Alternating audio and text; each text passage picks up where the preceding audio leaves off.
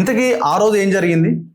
ఆ కాల్పులు జరిగిన 1997 ఏప్రిల్ 6వ తేదీన అసలు వాళ్ళు ఎట్లా ఎంటర్ అయ్యారు? అంతకుముందు ఎన్నిసార్లు రెక్కి జరిగింది? ఒకసారి కొంచెం ఇప్పుడు డీటెయిల్డ్గా. మనం ఆ ఒక్కరోజు మీ ఏజ్ ఎంత? నేను 19 సంవత్సరాలు ఉన్నాను, 19 years ఉన్నాను. సో ఆ రోజు ఏంటంటే బేసిక్ గా అది ఒక్కరోజు జరిగిన సంఘటన కాదు. దానికి మనం ఒక లాస్ట్ 7-8 years అంటే ఇక్కడ మనం అర్థం చేసుకోవాల్సింది ఏంటంటే, ఎప్పుడైతే నిర్బంధాలు ఎక్కువయ్యాయో, నాన్న మేము చిన్నతనంలో మమ్మల్ని హాస్టల్లో దించి తను ప్రయాణం మొదలుపెట్టి వెళ్ళిపోయాడు. ఒక 5-6 సంవత్సరాల వరకు కనబడలేదు. అప్పుడు ప్రభుత్వాలు ఏం చేసాయి? చెన్నారెడ్డి గారు గవర్నమెంట్ వచ్చిన తర్వాత ఒక విప్లవ నేపథ్యంలో గల ఉన్న అన్నిటి మీద బ్యాన్ ఎత్తేస్తున్నాం, మీరు ప్రజల్లోకి రండి, ప్రజల్లోకి వచ్చి మీ భావజాలాన్ని చెప్పుకోండి అని. ఆ నేపథ్యంలో నాన్న బయటకు వచ్చారు. నిజాం కాలేజీలో పెద్ద ఎత్తున మీటింగ్ జరిగింది, ప్రజలు స్వీకరించారు. సో అక్కడ నుంచి మళ్ళీ నాన్న గ్రామాల్లో ప్రజల్లో తిరుగుతున్నప్పుడు ఇక్కడ జరుగుతున్న దమనకాండ పైన నాన్న తీసుకొచ్చిన సాంస్కృతిక సేనాధిపతిగా తాను తీసుకొచ్చిన అనేక కార్యక్రమాల్లో పాల్గొంటున్న సమయంలో ఇంకా వాళ్ళు తట్టుకోలేరు. సో దానికి ఒక 3-4 years బ్యాక్గ్రౌండ్ నడుస్తూనే ఉంది. 93, 94, 95 ఇదంతా పీక్ లెవెల్ ఎప్పుడు అంటే 97కి వచ్చేసరికి. అంతకుముందు మనకు తెలంగాణ జనసభ జరిగింది.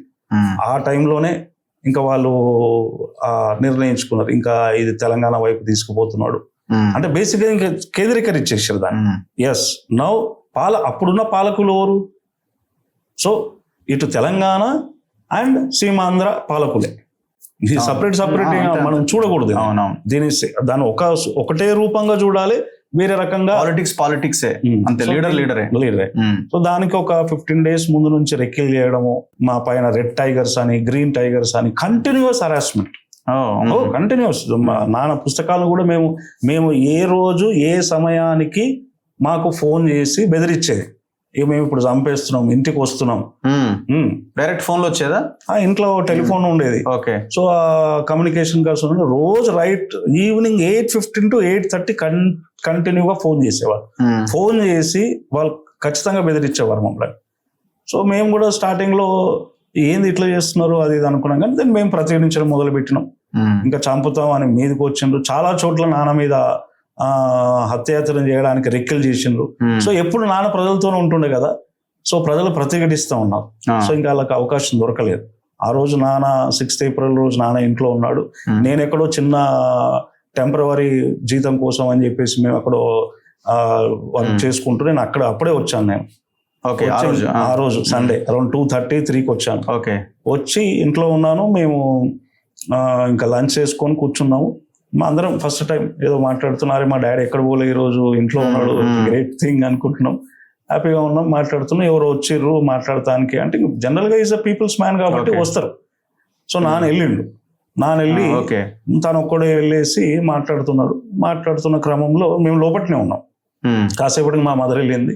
సో మదర్ వెళ్ళి తనతో ఉన్నది, మదర్ గుర్తుపట్టేసింది. వాడు ఎందుకో భయపడుతుండు అది ఇది అంటే, ఆ విమల అనేసరికి వాళ్ళు అప్పటికే ప్రిపేర్ అయిపోయింది.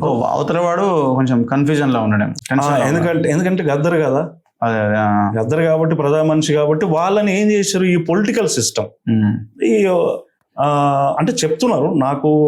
మనం మళ్ళీ ఒక 28 years బ్యాక్ వెళ్ళాలి. సో 2-3-4 వచ్చిండ్రు. ఒక అంబాసిడర్ కారులో వచ్చారు అని, అంతకుముందు రెక్కలు జరిగినాయి పోయినాయి అని చెప్పేసి మనం అప్పటికే గవర్నమెంట్ కి మనం కంటిన్యూగా రిప్రజెంటేషన్స్ వెళ్తున్నాయి. అంటే కన్నాభిరామన్ సార్ మీద కూడా, అడ్వకేట్ కన్నవరం సార్ మీద కూడా దాడి జరిగింది, వాళ్ళ ఇంటి మీద కూడా జరిగింది. అట్లాగా ఇదంతా సీరియస్ అట్లా వస్తూ ఇక్కడికి వచ్చేసింది. సో ఇంకా మీదగా 4 to 5 members వచ్చారు, ఇంట్లోకి వచ్చి మాట్లాడుతున్న సమయంలో అంటే నేను ఏం మాట్లాడారని మనకు తెలియదు కదా. వాళ్ళు ఒకటికి వచ్చారు మాట్లాడుతున్నారు. ఈలోగా అమ్మ పోయిన తర్వాత ఇక మీరు వండి బాబు వండి, ఇవన్నీ సమస్యలు చాలా ఉంటాయి, మీరు వెళ్ళిపోండి అన్నప్పుడు గేట్ దగ్గరికి వేస్తున్నప్పుడు ఇంకా అరే ఉమెన్ వచ్చేసింది కదా ఎట్లా వాళ్ళ వెనక. బట్ షార్ట్ తీసి మన గేట్ ఇంతవరకే ఉండేది, చిన్న గేట్ కదా, కొట్టంగానే ఫస్ట్ ఇక్కడ కొట్టి చెయ్యి మీద ఇట్లా అనేసరికి ఇక్కడ 6 bullets అక్కడ నుంచి ఇంకా కింద పడిపోయిండు. నేను ఏంది శబ్దం, we are listening first time the weapons శబ్దము ఫస్ట్ టైం ఏది టప్ అని వస్తుందని మేము బయటకు వచ్చేసరికి నేను బనియన్ మీద ఉన్నా, అది తీసుకొని ఇంకా అప్పటికే మా సిస్టర్ ముందుకు వెళ్తా ఉంది, అమ్మ కింద పట్టుకున్నది. ఇంకా అందరూ భయపడిపోయారు, ఎవరు రాలేకపోయారు, అతి కొద్ది మంది వచ్చారు. ఓ చేత స్కూటర్ ఉంటే కూర్చోబెట్టుకొని నాన్న భుజం మీద వేసుకొని వెనక ఒక రామచంద్ర అనే అబ్బాయి ఉండే, అప్పుడు మహబూబ్నగర్ జిల్లా, ఆ అబ్బాయి పట్టుకున్నాడు. అక్కడ నుంచి we have taken it. So అక్కడ అజయ్ కుమార్, మన వేములపాటి పట్టాభి గారు అని చెప్పి హాస్పిటల్ చేరుకోవడం, వసంత కన్నాభిరావు, ఇంకా అందరూ వచ్చేసారు. డైరెక్ట్ గాంధీ తీసుకెళ్లారా? లేదు, లోతుకుంటా అని మన ఇంటి దగ్గర బ్రిడ్జ్ దగ్గర ఒక హాస్పిటల్ ఉంటుంది, తన దగ్గర తీసుకుపోయినాం. తను నేను చూడలేను, బికాజ్ ఇట్స్ లీగల్ కేసు. అప్పుడు ఆటోలు లేవు, 3-4 o'clock పెద్దగా హైదరాబాద్ నగరంలో ఇంత ట్రాన్స్పోర్టేషన్స్ ఉంటాయి. అక్కడ నుంచి ఒక ఆటో వస్తే ఆటో మాట్లాడుకొని ఎక్కించుకొని గాంధీ హాస్పిటల్ తీసుకున్నాం. గాంధీ హాస్పిటల్ పోయిన తర్వాత అప్పటికి ఎవరు అంటే ఇంకా అప్పటికి నాన్న చెప్తూనే ఉన్నాడు, టెల్ ఐఎమ్ గద్దర్ తీసుకొచ్చిన, ఫైరింగ్ అయింది అని మాట్లాడుతూనే ఉన్నాడు. డాడీ నాన్న చాలా ధైర్యంగా ఉన్నాడు, మాట్లాడుతూనే ఉన్నాడు, కంటిన్యూస్ టెల్లింగ్, నాకేం కాదు ఏం కాదు అంటాడు. ఎందుకు అంటే ఈ వాజ్ లిఫ్టింగ్ ది స్పిరిట్స్. ఎందుకంటే మేము ఇద్దరేమో ఉన్నాం కదా, ఆటోలో అమ్మ ఉన్నది, నేను ఉన్నా.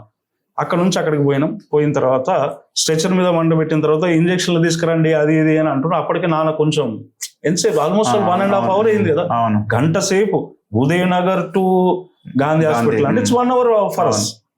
సో అక్కడ నుంచి ఏం చేసినాము, ఆ ధైర్యంతో తీసుకొని పోయిన తర్వాత అమ్మ మేము బయట వాళ్ళు మందులు తీసుకురండి, ఇంజక్షన్ తీసుకురండి అంటే మా డబ్బులు ఏం లేవు కదా. డబ్బులు అంటే మనం అన్ఎక్స్పెక్టెడ్ థింగ్.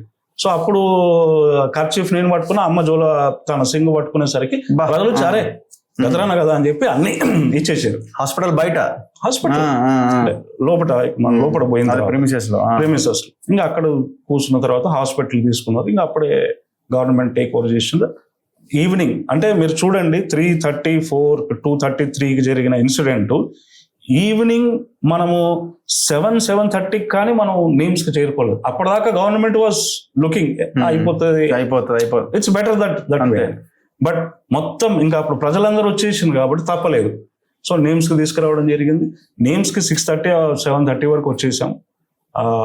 తీసుకొచ్చిన తర్వాత ఢిల్లీ నుంచి అప్పుడున్న ప్రభుత్వంలో జార్జ్ ఫెర్నాండెస్ ఉండే డిఫెన్స్ మినిస్టర్ కాబట్టి ఆయన ఇన్వాల్వ్ అయ్యాడు.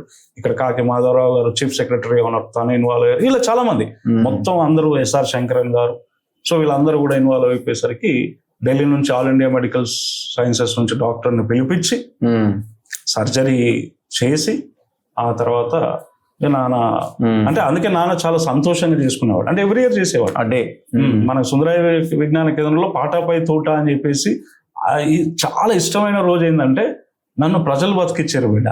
So I want to continue rest of my life with the people. So అదొక లైక్ ఆ చిన్న వయసులో మా పైన పడ్డ ప్రభావం ఇంకా అక్కడ నుంచి ప్రతిరోజు చివరి వరకు కూడా. ఇప్పుడు నాన్న తెలంగాణ వచ్చినాక కూడా కదా పోలీసులు వచ్చి కేసులు తీసిండ్రు. ఇప్పుడు వాట్ విల్ ఎక్స్పెక్ట్ అంటే ఎంతకాలం నిర్బంధం కొనసాగిస్తారు ఒక వ్యక్తి పైన, ఒక పాట పైన?